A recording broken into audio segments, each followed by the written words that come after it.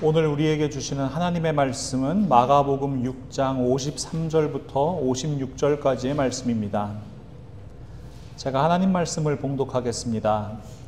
건너가 게네사렛 땅에 이르러 대고 배에서 내리니 사람들이 곧 예수신 줄을 알고 그 온 지방으로 달려 돌아다니며 예수께서 어디 계시다는 말을 듣는 대로 병든 자를 침상째로 메고 나아오니 아무데나 예수께서 들어가시는 지방이나 도시나 마을에서 병자를 시장에 두고 예수께 그의 옷가에라도 손을 대게 하시기를 간구하니 손을 대는 자는 다 성함을 얻으니라. 아멘. 오늘 우리가 함께 나누는 말씀은 예수 그리스도께서 게네사렛이라는 지역에서 행하신 치유 사역에 대한 기록입니다. 게네사렛은 어디 있냐면요, 우리 가버나움 아시죠? 익숙하시죠? 그 가버나움하고 디베랴라는 지방의 사이에 위치해 있어요. 갈릴리 호수의 서쪽에 있는 작은 마을입니다. 그곳에 보면 이렇게 폭이 한 3마일 정도 되고 이렇게 길이가 한 1마일 정도 되는 이렇게 평원 지역이 있는데 그곳을 보통 게네사렛 지역이라고 합니다. 근데 생각해보면 좀 이상해요. 오병이어의 기적 후에 예수님께서는 제자들에게 얼른 떠나라고 재촉하시거든요. 마가복음 6장 45절과 46절 말씀을 보시면 예수께서 즉시 제자들을 재촉하사 자기가 무리를 보내는 동안에 배 타고 앞서 건너편 벳세다로 가게 하시고 무리를 작별하신 후에 기도하러 산으로 가시니라. 어디로 가라 그러셨어요? 벳세다로 가라 그러셨잖아요. 그러니까 제자들은 예수님 남겨놓고 이 벳세다라는 마을로 이제 배를 몰아서 가는 지역이었는데 그 벳세다라는 마을은 갈릴리 호수의 북쪽에 있는 마을입니다. 그런데 예수님께서 갈릴리 호수를 이렇게 걸어오셔서 제자들을 다시 만나셨잖아요. 예수님께서 제자들과 함께 배를 타신 이후에 갈릴리 북쪽을 향하던 배의 키를 돌려서 이제 서쪽을 향해서 가시는 거예요. 저는 말씀 묵상하면서 아마도 이제 예수님께서 홀로 남아서 산에서 기도하셨잖아요. 이 하나님과 대화하시는 중에 이 제자들을 데리고 이제 다른 곳으로 향해야 되겠다라는 생각을 하셨을 수도 있고, 아니면 예수님의 이 걸어오셔서 제자들을 만나셨을 때 제자들이 어떤 반응이었어요? 두려워 떨고 또 마음이 둔해졌잖아요.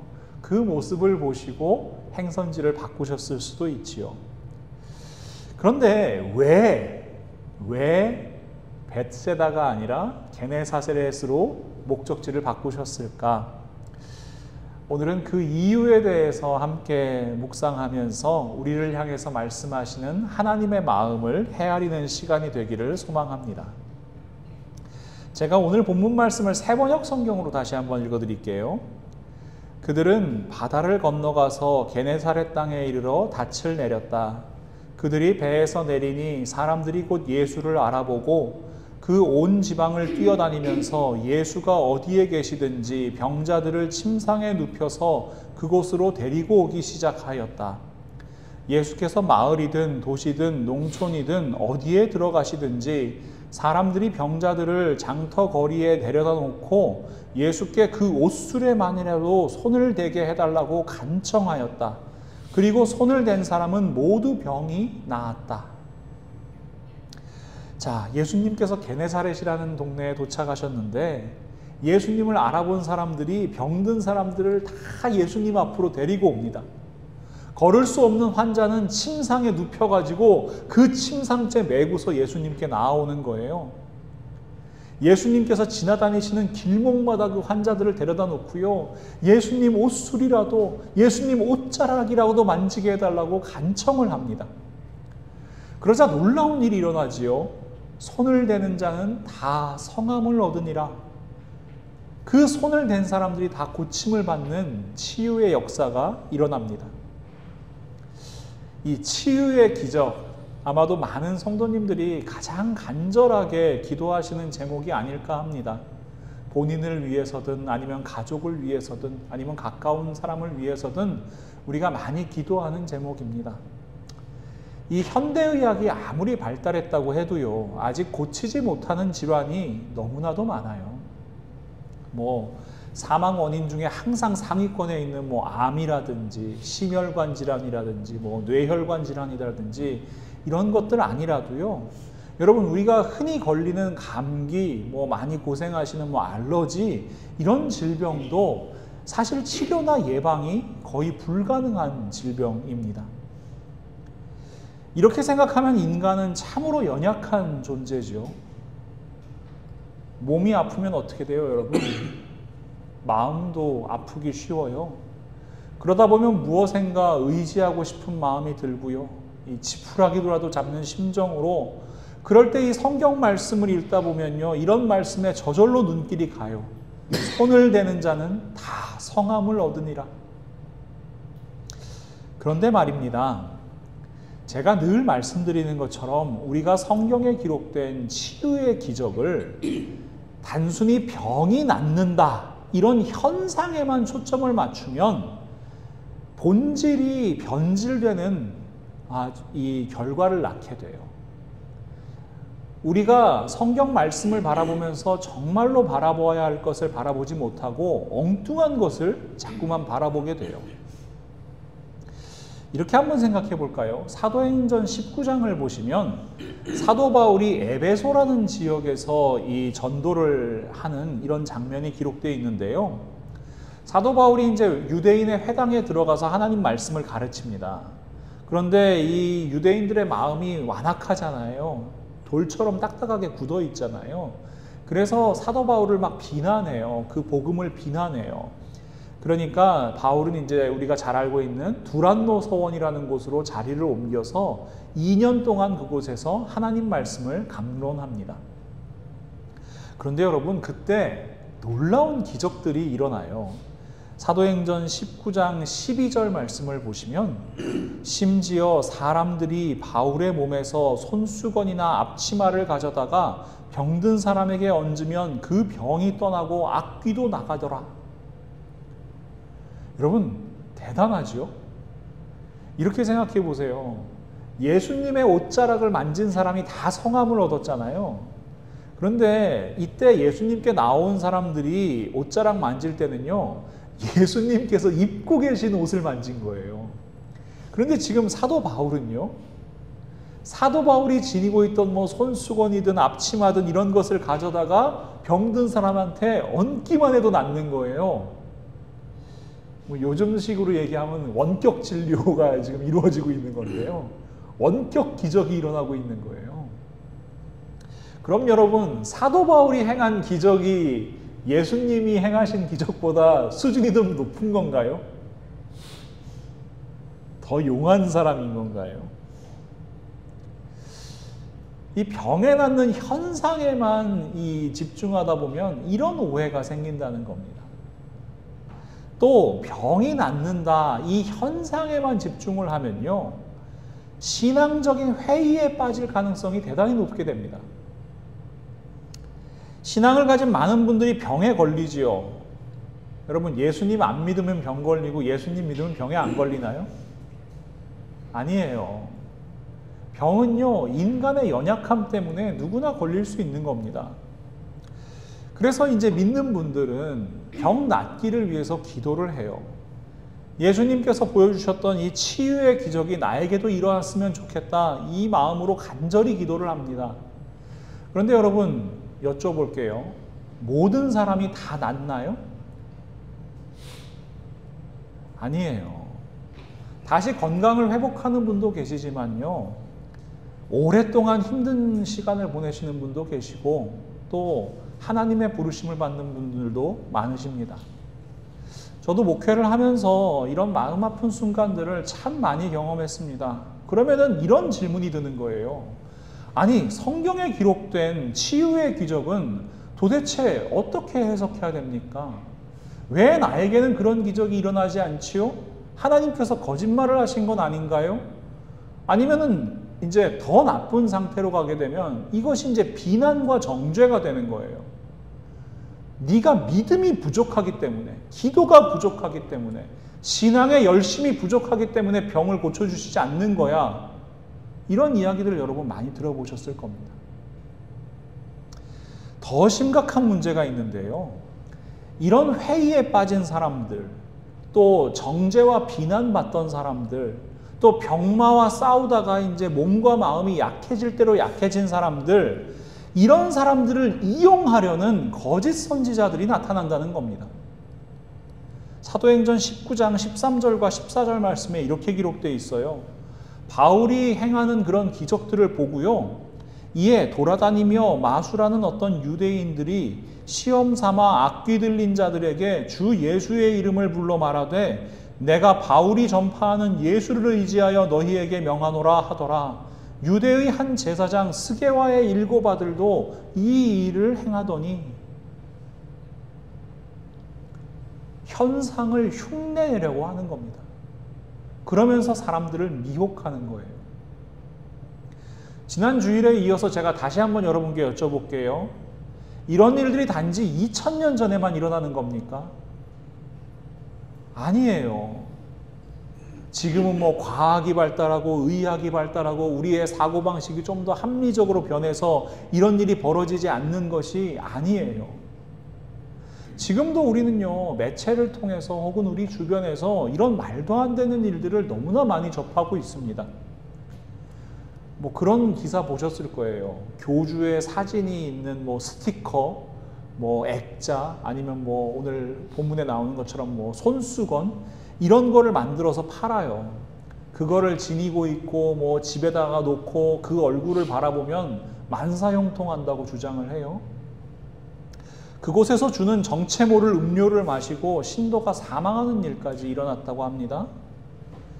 또 어떤 종교에서는 교주의 기적이 담긴 우물물을 마시거나 뭐 환부에 바르거나 그러면 이제 그게 낫는다고 이야기를 해요. 뭐 심지어는 그 물을 이렇게 고장난 기계에다 뿌렸더니 뭐 그게 다시 작동이 됐다. 뭐 이런 식으로 이제 홍보를 합니다.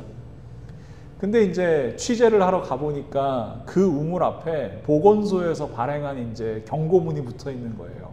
식수로 부적합하다고요. 세균이 너무 많아서.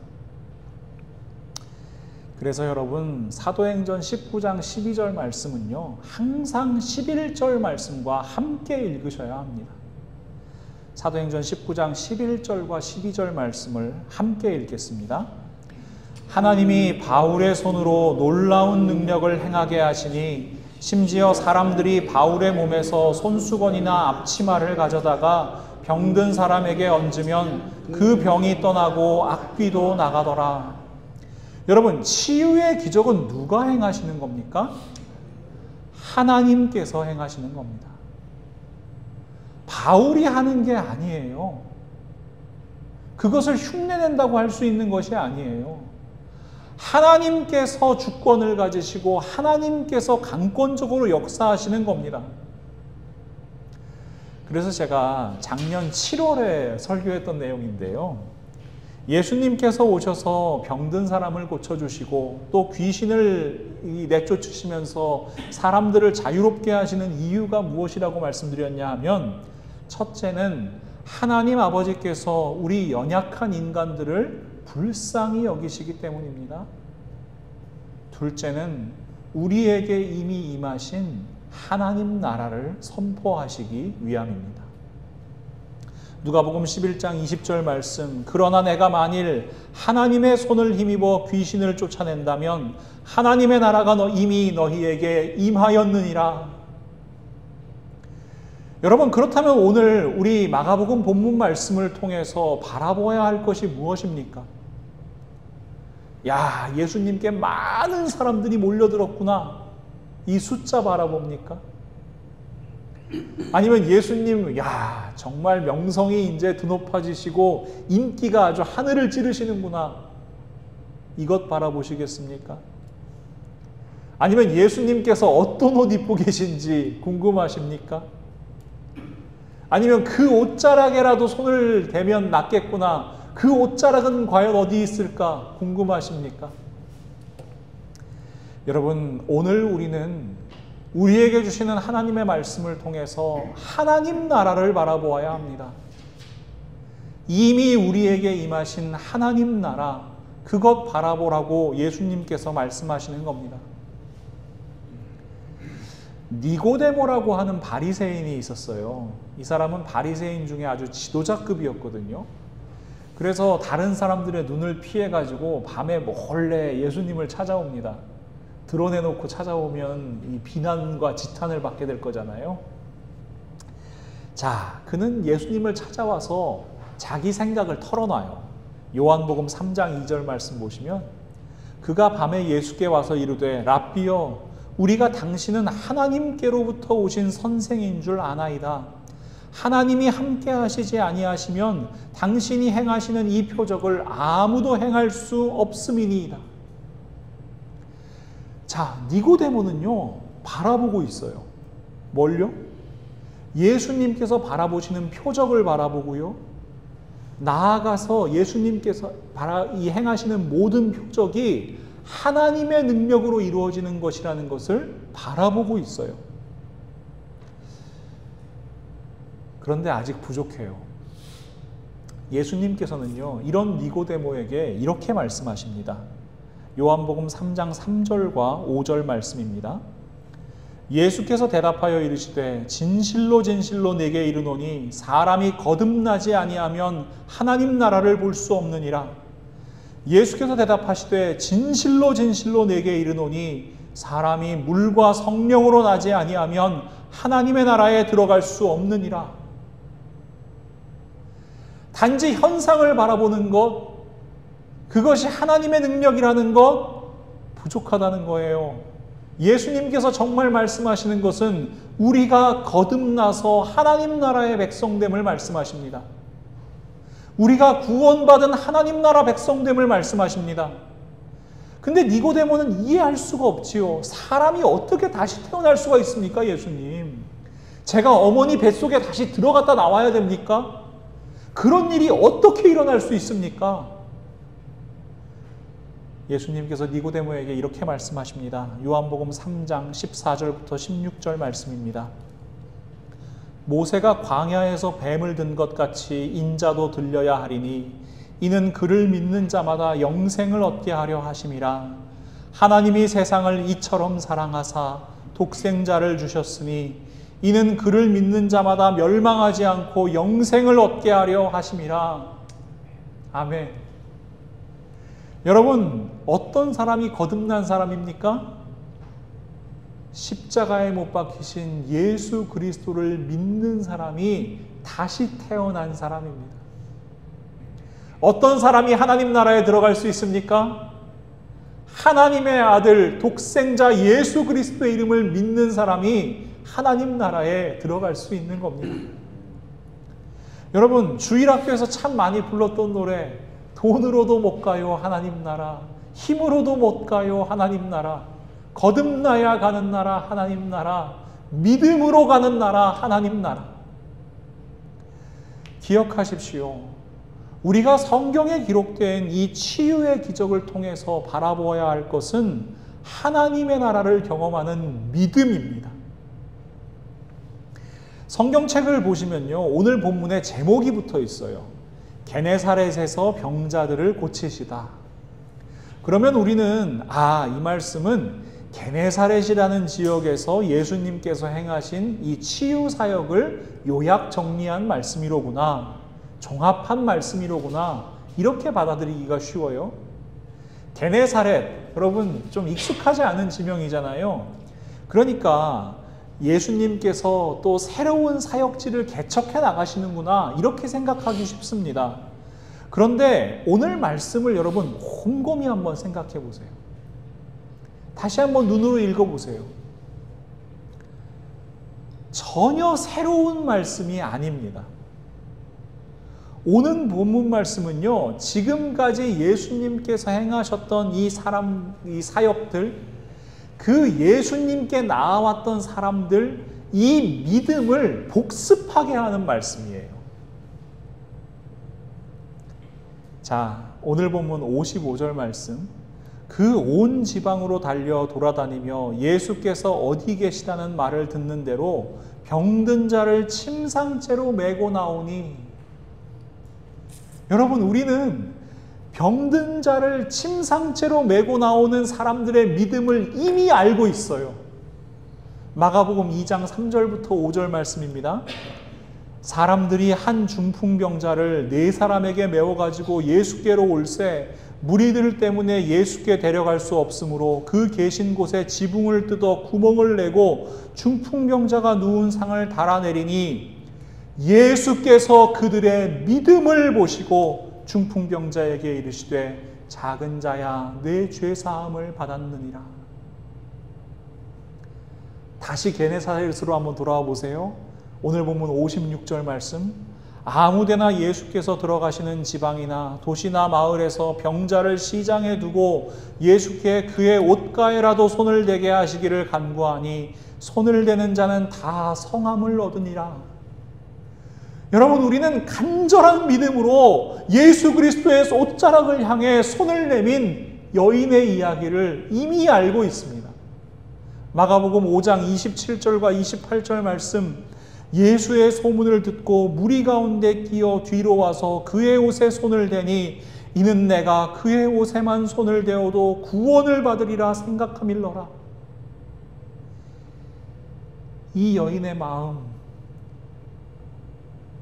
돌에 맞을 각오를 하고 목숨을 걸고 예수님께 나아와 그 옷자락에 손을 내미는 이 여인의 마음, 그 여인에게 예수님께서 이렇게 말씀하십니다. 예수께서 이르시되 딸아 내 믿음이 너를 구원하였으니 평안히 가라.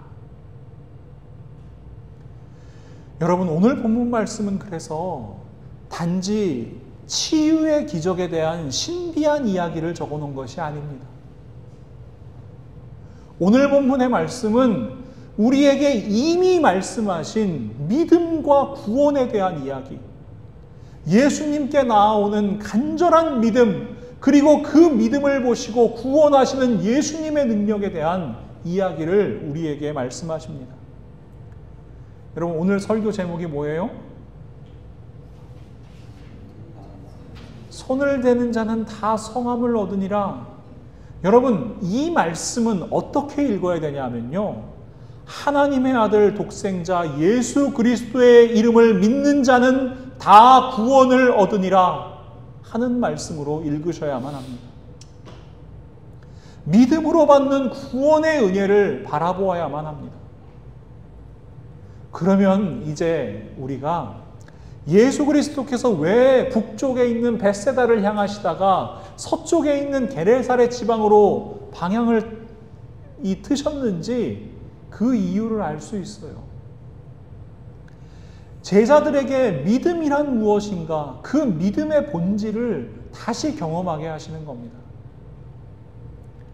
예수님과 늘 함께하는 사람들, 예수 그리스도의 12제자 대단해 보입니다. 그들 역시도 스스로를 대단하다고 생각했습니다. 예수님께서 유대의 왕이 되실 것이고 그러면 자기 12제자들이 이제 이스라엘의 12지파를 다스리게 될 것이라고 생각하고 있었습니다. 그런데 그들의 믿음은 어떤 상태였습니까? 마가복음 6장 51절과 52절 말씀. 배에 올라 그들에게 가시니 바람이 그치는지라 제자들이 마음에 심히 놀라니 이는 그들이 그 떡대시던 일을 깨닫지 못하고 도리어 그 마음이 둔하여졌음이로라. 그들은 예수님을 보고 환영하고 감사하고 감격하는 것이 아니라 놀랍니다. 그들은 예수님께서 행하신 일을 보고 예수님께서 하나님의 아들이시다 깨닫지 못하고 오히려 마음이 둔해졌습니다. 그들의 마음은 여전히 어둡고요, 여전히 돌같이 딱딱하고요, 다른 유대인들과 마찬가지로 여전히 완악합니다. 믿음 없는 자와 다를 바가 없습니다. 예수님께서 왜 어찌 너희에게 믿음이 없느냐 말씀하시던 그 상황하고 하나도 달라지지를 않았습니다. 그런데 여러분, 게네사렛 사람들은요, 예수님께 믿음으로 달려나옵니다. 예수님께서 어디 계시든지 상관이 없어요. 병자를 눕혀가지고 침상째 메고 그냥 달려나오는 거예요. 무엇 때문에요? 믿음 하나로. 12 제자들의 모습과 너무나 대조적이죠. 그래서 더 선명하게 믿음의 중요성을 보여주시죠. 예수 그리스도의 12 제자, 여러분, 이 직분이 믿음 있음을 이야기하지 않습니다. 매일매일 예수님과 함께 무슨 일을 하지요. 그런 행위가 믿음 있음을 이야기하지 않습니다. 습관적으로 반복하는 종교적인 행위가 믿음 있음을 이야기하지 않습니다. 예수 그리스도 아니면 안 됩니다. 예수님께만 구원이 있고 예수님께만 생명이 있습니다. 여러분, 이 간절함으로 예수님을 향해 손을 내미는 믿음이 필요한 거예요. 예수님과 늘 함께하는 제자들보다요, 지금 본문에 기록된 이름도 없는 이 무명의 사람들이 도리어 믿음의 사람이라는 사실을 보여주시기 위해 예수님께서는 게네사렛 땅으로 향하시는 겁니다. 그리고 마가는요, 이 마가복음이라는 전도지에 그 믿음의 중요성을 꾹꾹 눌러서 적어 내려가는 겁니다. 여러분께 묻겠습니다. 예수 그리스도를 믿으십니까? 정말로 믿으십니까? 게네사렛 사람들은요, 예수님께 나아오면 병고침을 받을 수 있대더라, 이 소문을 듣고 달려 나왔습니다. 그럼 우리는요, 예수 그리스도를 믿으면 구원을 받는다는 진리의 말씀, 그 생명의 복음을 듣고 이 자리에 달려 나온 사람들임을 기억하십시오. 예수 그리스도를 믿으면 영생을 얻는다. 이 복음 듣고 우리는 이 자리에 나와 있는 겁니다. 장소가 중요하지 않지요. 여러분, 어떻게든지 그 복음을 향해, 그 말씀을 향해 우리 손길을 뻗는 겁니다. 우리 한번 그 간절한 마음으로 함께 하나님의 말씀을 읽어보겠습니다. 요한복음 3장 16절과 17절 말씀, 우리 예수님의 옷자락에 손을 내미는 마음으로 함께 읽어보지요. 하나님이 세상을 이처럼 사랑하사 독생자를 주셨으니 이는 그를 믿는 자마다 멸망하지 않고 영생을 얻게 하려 하심이라. 하나님이 그 아들을 세상에 보내신 것은 세상을 심판하려 하심이 아니요 그로 말미암아 세상이 구원을 받게 하려 하심이라. 아멘. 예수님의 옷자락에 손대는 사람이 다 성함을 얻은 것처럼 예수 그리스도의 이름을, 그 십자가의 보혈을, 그 죽으심과 부활을 믿는 우리는 모두 구원받은 성도임을 믿으시기를 바랍니다. 예수님을 믿는 우리가 경험하는 제일 큰 기적이 뭡니까? 구원입니다. 여러분, 마땅히 죽어야 할 죄인이 이제 생명을 얻었습니다. 근데 우리는요, 구원에 대해서 너무 값싸게 생각을 해요. 그냥 기독교 믿으면, 교회 다니면 그냥 자동으로 얻는 이렇게 패스 같은 거라고 생각을 하고요. 아니면 그냥 기본값 같은 정도로 생각을 하는 거예요.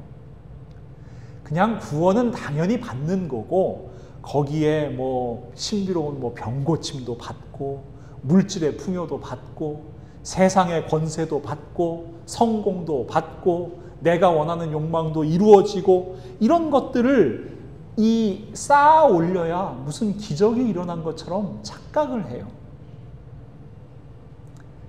이제 여러분, 그 오해에서 벗어나셨으면 좋겠습니다. 그건 다 내 생각이에요. 다 내 욕심이에요. 나의 죄성이고요. 나의 옛사람에 불과합니다. 여러분, 무리를 걷는 기적이 예수 그리스도께서 메시아이심을 잘 나타내는 기적이라고 우리가 살펴봤잖아요. 어떤 사람도 무리를 걸을 수 없기 때문이지요.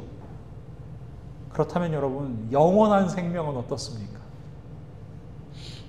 모든 사람은 반드시 죽습니다. 그러나 예수 그리스도의 이름을 믿는 사람은 영원히 삽니다. 여러분, 이보다 큰 기적을 우리는 경험할 수가 없는 거예요. 그러니 여러분, 우리가 지금까지 가지고 있었던 돌처럼 딱딱한 마음들, 둔해진 마음들, 이 시간 십자가 앞에 내려놓기를 소망합니다. 내 마음대로 하나님 말씀 읽고 내 마음대로 믿는 제멋대로의 신앙이 아니라 하나님 마음대로 하나님의 말씀을 읽고 하나님 마음대로 믿어가는 우리가 될 수 있기를 간절히 소망합니다. 지금 이 말씀이 우리의 귀에, 우리의 마음에 울려 퍼지는 이 예배의 자리가 예수 그리스도께서 제자들을 인도하셨던 게네사렛 땅 되기를 간절히 소망합니다. 마르다에게 물으시는 예수님, 믿음에 대한 질문을 던지시는 예수님께서 지금 우리에게도 다시 한번 물으십니다. 요한복음 11장 25절부터 27절 말씀, 예수님의 음성 들으시고 우리 믿음으로 한번 같이 고백하겠습니다. 함께 읽지요. 예수께서 이르시되 나는 부활이요 생명이니 나를 믿는 자는 죽어도 살겠고 무릇 살아서 나를 믿는 자는 영원히 죽지 아니하리니 이것을 내가 믿느냐? 이르되 주여 그러하외다. 주는 그리스도시요 세상에 오시는 하나님의 아들이신 줄 내가 믿나이다. 아멘. 예수 그리스도를 믿는 믿음으로 구원받은 우리들이 날마다 그 믿음 안에 살기를 소망합니다. 그 믿음으로 날마다 영생을 맛보고 하늘의 평강을 누리며 우리에게 이미 임하신 나라를 경험하며 살아가기를 소망합니다.